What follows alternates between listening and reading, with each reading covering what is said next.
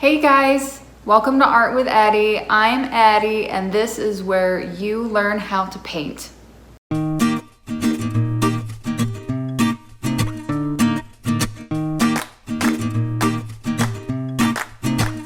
Welcome back, thank you for joining me. This week we're going to paint a rock. Again, the scene this week is going to be a little bit different. It's going to be the coast of San Sebastian, Spain. Look at how pretty the rock is, guys. I mean, this rock, not like the rock, but I mean, he's also pretty. As you all probably know, the year of 2020 is the year that vacations went to die. But instead of being sad about it, let's just have some fun and paint this beautiful scene and pretend like we're all on vacation. Is there a specific thing that you want to see me paint next week? Let me know in the comments below. Alright, for supplies at minimum, you will need a smooth and flat rock. Wash it and dry it first. For acrylic paint, you'll need black, white, red, yellow, and blue. If you have any additional colors beyond that, that would be great. For paintbrushes, I would suggest getting acrylic specific, or you can get multi-purpose ones. A cup of water, paper towels, a palette for mixing your paint on. I just use a sheet of wax paper and I tape it to the back of a cutting board. Additionally, you can also get paint mixing sticks that just help save paint over time. And for the end of the project, you're going to want to seal it with something like Mod Podge. So we're going to basically do a gradient from top to bottom, going light blue down to dark blue for the ocean. But first we need to put down a base coat, and I'm just using like a medium shade of blue.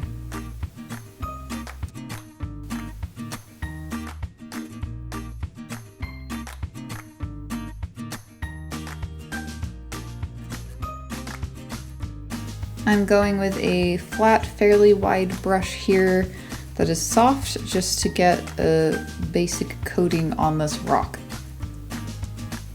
Because the rock that I chose is pretty dark in color, I'm going to be putting on about 3 coats of paint just so that we can't see that color coming through there anymore. But if your rock is a lighter color, then you may only need to do 2 coats. I do apologize for the camera shake in the beginning of this video. I did not realize my dog was laying at my feet and he's kind of nudging the tripod every now and then. I know this video goes in fast motion quite a lot through this video because it did take me about an hour and a half to paint this in real time. But while it's going through the fast motion, I am letting it dry for probably 5, maybe 10 minutes in between each coat. So now we're actually going to get started on the gradient portion of this. So we're going to go from a very light blue at the top and work our way down to the darkest blue that we have. So this shade of blue is the same blue that I was just using for the base coat, but I just added a bit more white to it.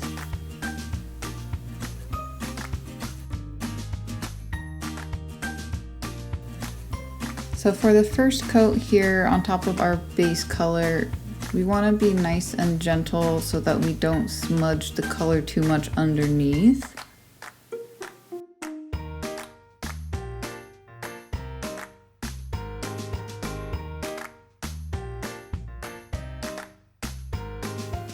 I'm also adding a little bit of water to my brush just to make it blend a little more easily with the shade of blue that is below this one.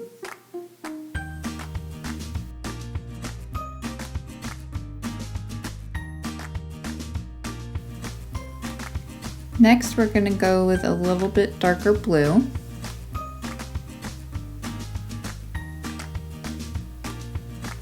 I'm not really washing my brush just yet because we kind of want to keep the same paints on the brush. It'll help it blend a little easier.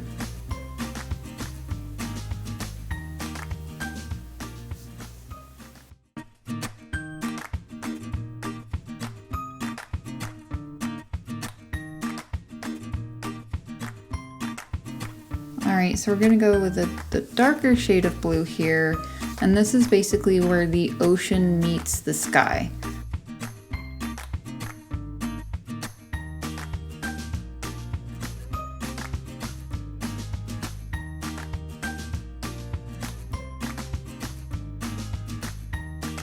You see me pulling out a pair of scissors here because I just had like a stray hair, so I just very gently trimmed that back. Try not to worry too much about how perfect you can get this blended. In order to do this, it takes a lot of practice, so just be patient with yourself.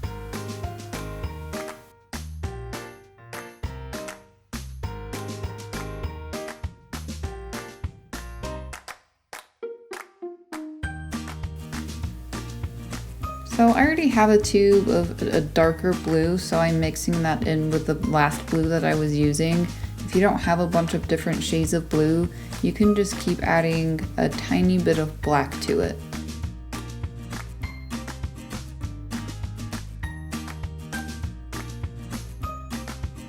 Just make sure to get all the way around to the edges as well.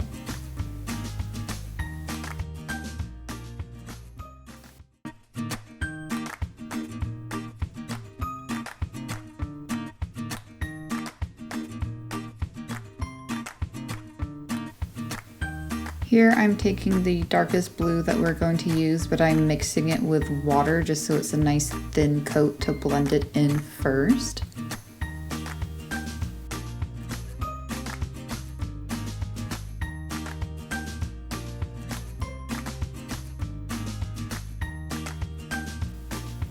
And then I'm using that same dark blue just without any water on my brush. I'm working my way at this point from the bottom to the top to just blend the colors better together.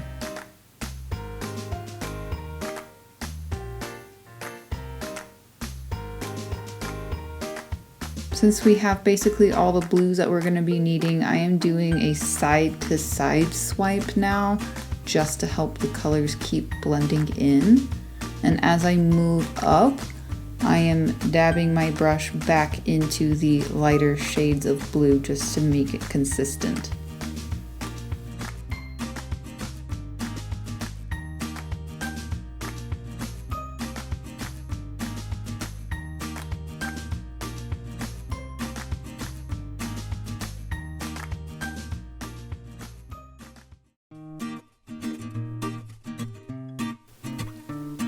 Now we're going to work on the shrubbery that goes at the very bottom of the rock, and I am starting with the darkest shade of green that is going to go on this rock. If you don't have green, you can mix blue and yellow and then just add some black or white on top of that depending on how dark you need it to be. I am using a flat but rounded brush now.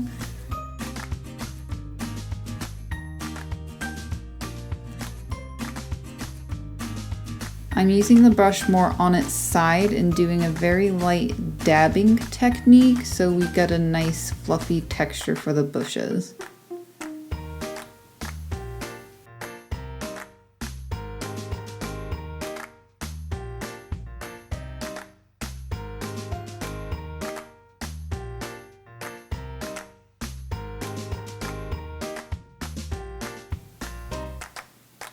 Here I just ran out of that really dark green, so I'm just making that same shade again. Feel free to gently pick up the rock without smudging the paint so you can turn it to any degree that you need to make this easier for you.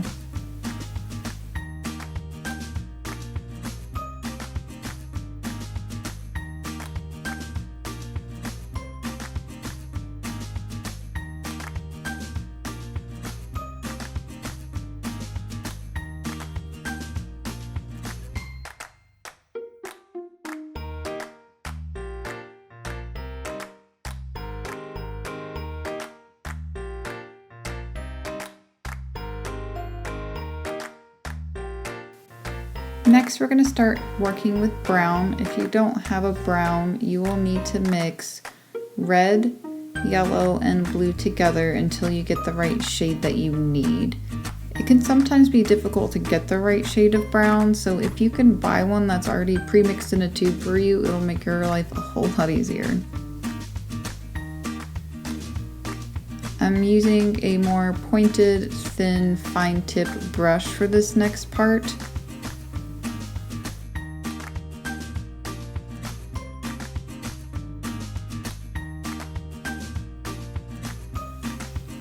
So right here I am using a sort of very fine zigzagged line to make the form of the body of land here.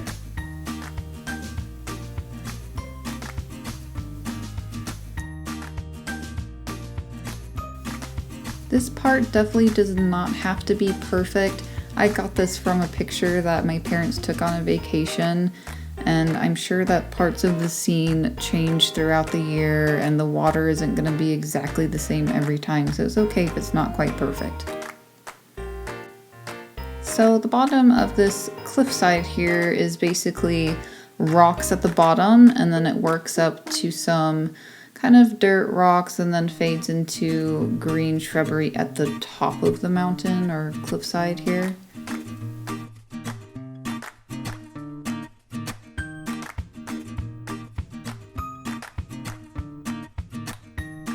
So I'm doing all of the base of the brown rocks that go around the bottom that touches the water.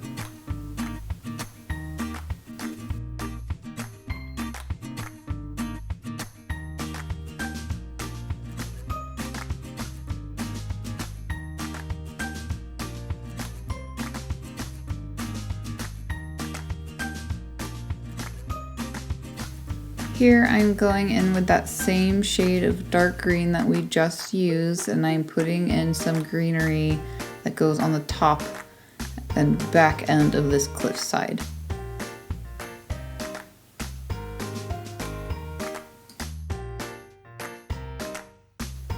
I am again using a bit of the side of the brush and doing more of a light dabbing technique so we get that fluffy shrubbery texture.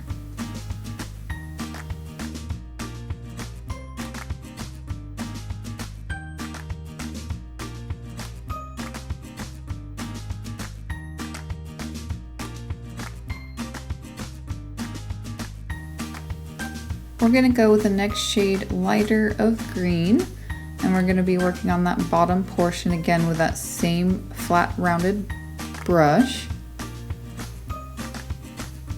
We're going to do smaller dabs so you can still see the dark green through this lighter green, just to give it a little bit more of a texture.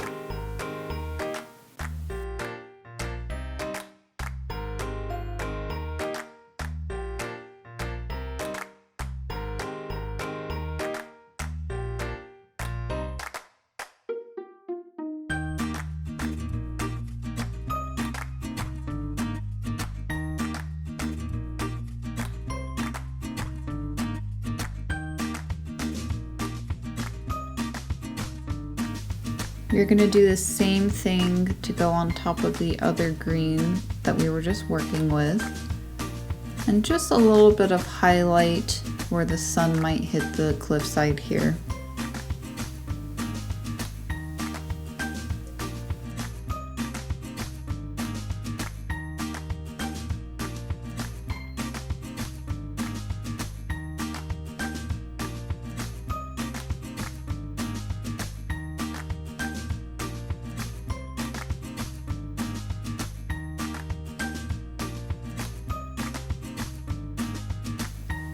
If you still have more of that medium shade of brown that we have already laid down, I am just going to mix some white with that to make a lighter brown shade. And here I'm just going to put a very small amount of paint on the end of the brush, and I'm just going to put some highlights of basically where the lighter rocks might pick up more sunlight.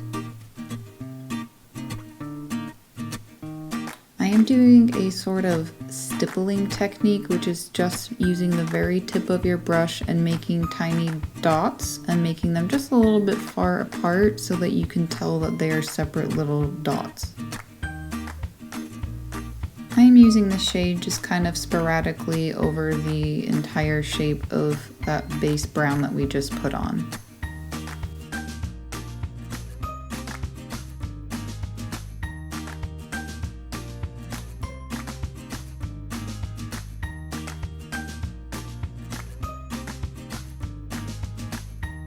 Here I kind of made a mistake earlier. I just underestimated how far over the cliffside dipped in there, so I'm just going back with that darkest shade of blue that we used in the beginning and just filling in that light blue space.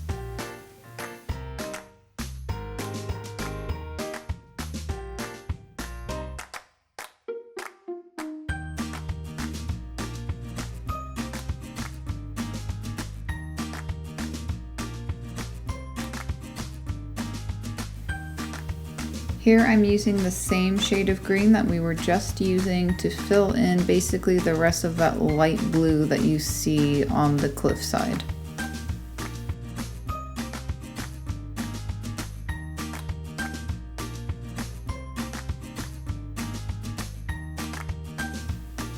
I'm still using that dabbing technique so it has a fluffy texture, but also making sure that we're covering any blue patches in there. If you can't quite tell exactly where I'm painting, just use the picture on the left-hand side of your screen as a reference. Here I'm making a one shade lighter of green. You can add a little bit of yellow to the green that you already have, or white. I'm using the same rounded brush that we have been on this lower bit the whole time, and just using very light and small dabs that are far apart, and it gives a kind of like rounded leafy effect.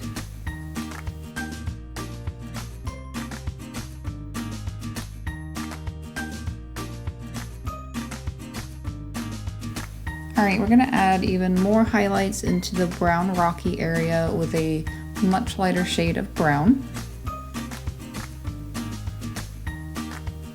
And I'm basically putting in some very fine dots with this paint that go a little bit into the brown and just a tad into the green, just making a more prominent line between those two shades.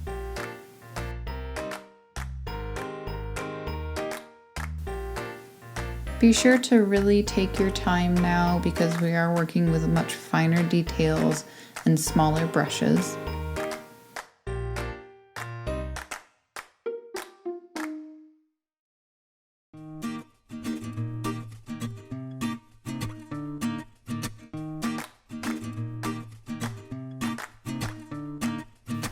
I'm going to take that same shade of green that we just made and just add just a little bit more yellow to it just to brighten that up. And we're going to go and put some more highlights, just very small amount on those bushes on the bottom.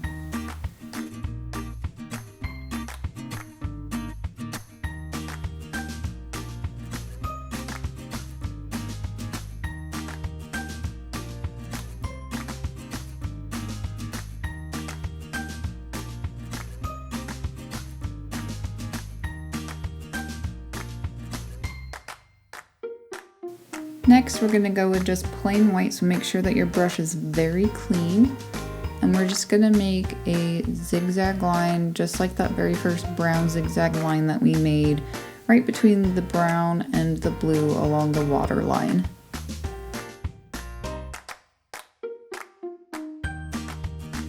Now I'm still using the same white, but I am doing a more of that stippling effect, but a little more tilted edge of the brush, just to get a feathery, watery effect.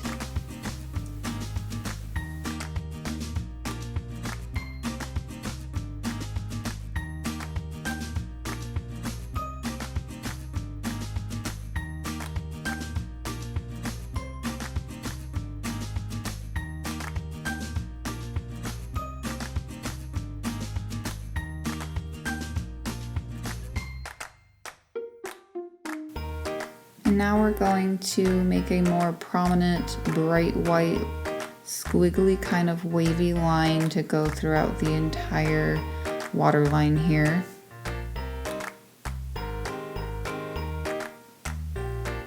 Sometimes we need to put more than one coat and kind of go over just what we did with the white a couple of times just to make sure it's a really bright white. And like I mentioned earlier, I'm just going off of the photo that I have of this image, and the waves are obviously always constantly changing, so it doesn't have to be exactly this shape. So you can just get as close as you can, it doesn't have to be perfect.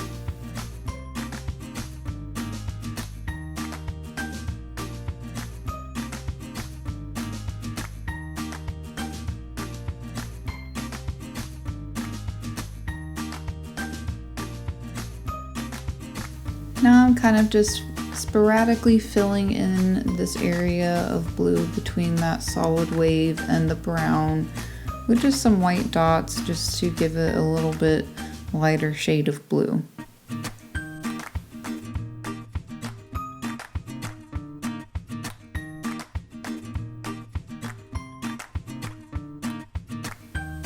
Now I'm going back into that harder line that's between the brown and the green and just putting a few white spots in there just to define it a little bit more. And like I had mentioned earlier, going over that white squiggly line that is furthest out into the ocean, just to make it brighter and more prominent.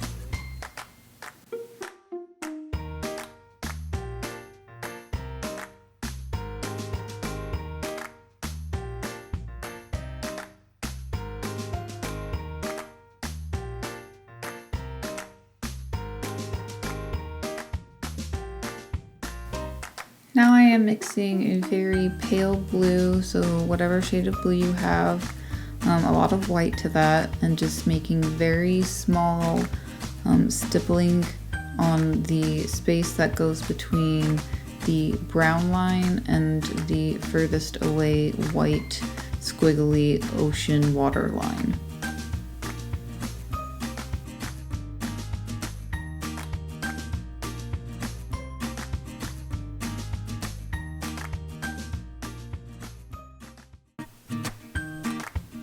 I'm mixing this very pale blue because when I first did this gradient, I could still kind of see the rock a little bit coming through this very pale blue, so I'm just putting an extra coat on there. So here I'm just using my finest tip pointed brush to put a few curved but stippled lines that are going over the edge of the green portion of the cliff, just to give it a little more definition and for it to appear as though it is more rounded.